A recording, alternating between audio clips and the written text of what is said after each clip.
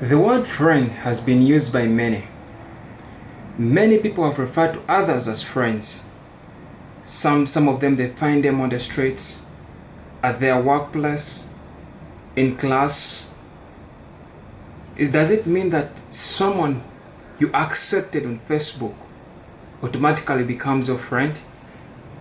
Or does it mean that someone who stays next door to you is your friend? Is that what a friend is all about? Well, my definition of a friend is someone who will tell you the truth even if he knows it will hurt you. That person will be able to tell you the truth. That person who sees that you're going in the wrong way and he corrects you. He does not want you to perish. He does not want you to do something that will lead you into danger. That is a friend to me.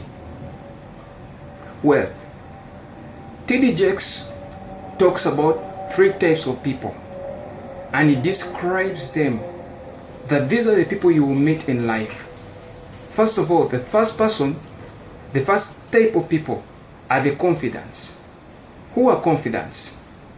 Confidants are people who are for you.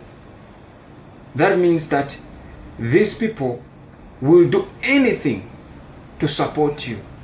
They will do anything to support your agenda. And these are the people that you have that are very few in your life.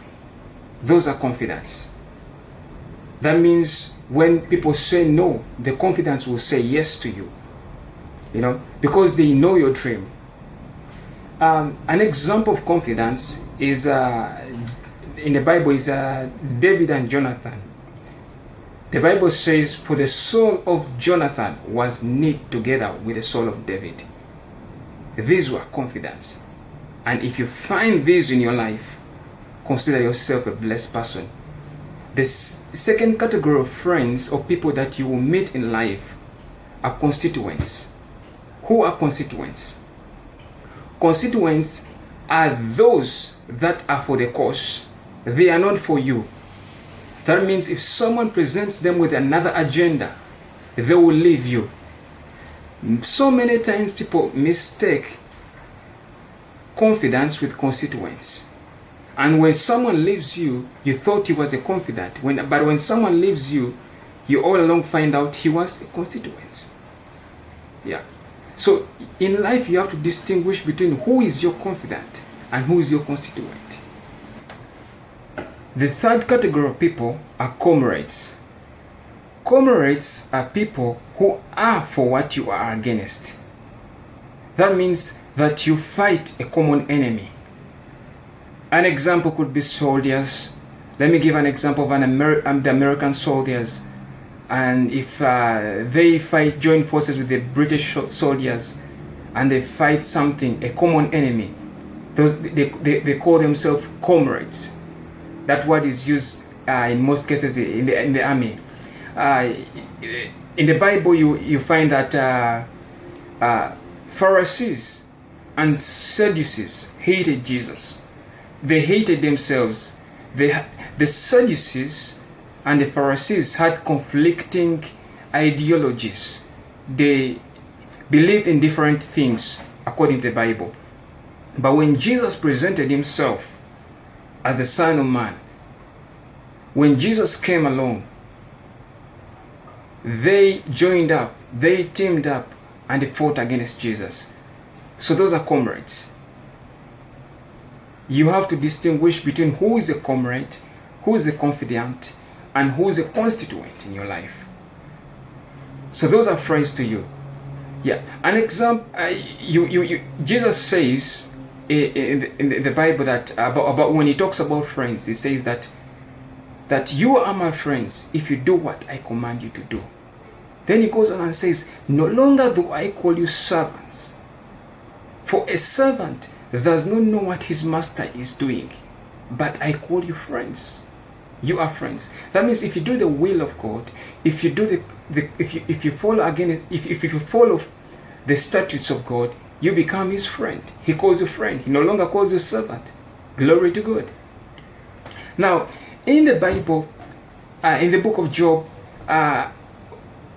we find out that when Job had all kinds of issues, when Job had and his friends discovered that the predicament that Job had gone through, they came to him. These friends were Eliphaz, Zophar, and Bildad, 3 friends.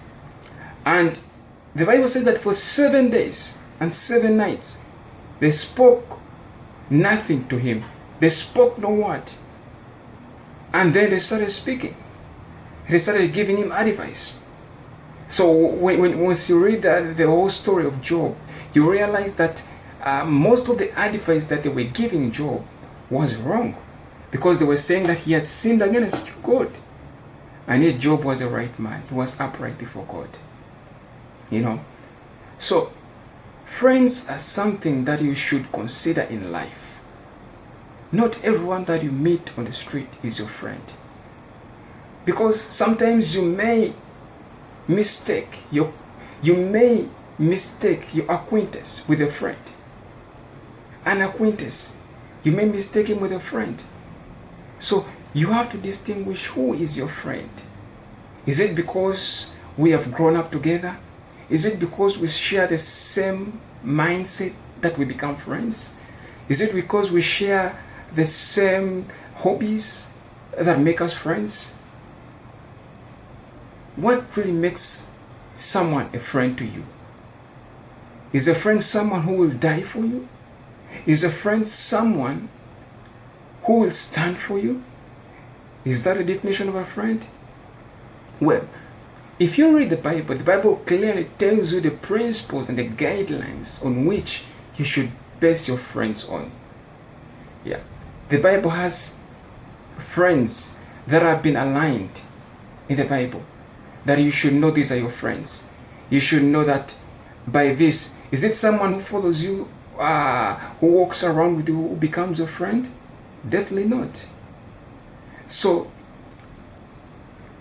as you go through life, as you go through the day, I pray that the Lord gives you a spirit of discernment, that you are able to distinguish who is your friend, because sometimes someone may come as your friend, but he has come to destroy you. There are some people that are placed in your life to close that door, because the Bible says in Revelation, for I have set before you an open door. But there are people who come in as fake friends. They come in a disguise. They come in wearing suits. They come in a character that will be pleasing to you. But the Bible says you shall know them by their fruits. You will know them. You will know them, whether they are your friends. You will be able to distinguish. And for those that have not been able to receive the spirit of this, to distinguish between other spirits, I pray that as I speak right now, God gives you a spirit of discernment, that you may be able to discern your two friends. Because you will need this along your way. You will need someone to stand by along your way. You will need someone who will be like a mentor to you. You will need a John in your life. You will need someone to prepare for you a way in your life. You will need an Elisha in your life. You will need them in life. When you feel confused, when you feel distressed, when you feel that the world is all breaking loose, all hell has broken loose on you, when you feel that everyone hates you, a friend will stand for you.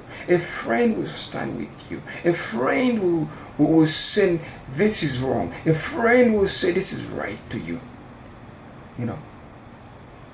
So friends are very important in your life. If you are new to this channel, please subscribe and hit the bell so that you may receive each and every notification. You may be the first person to receive the first video that I post on.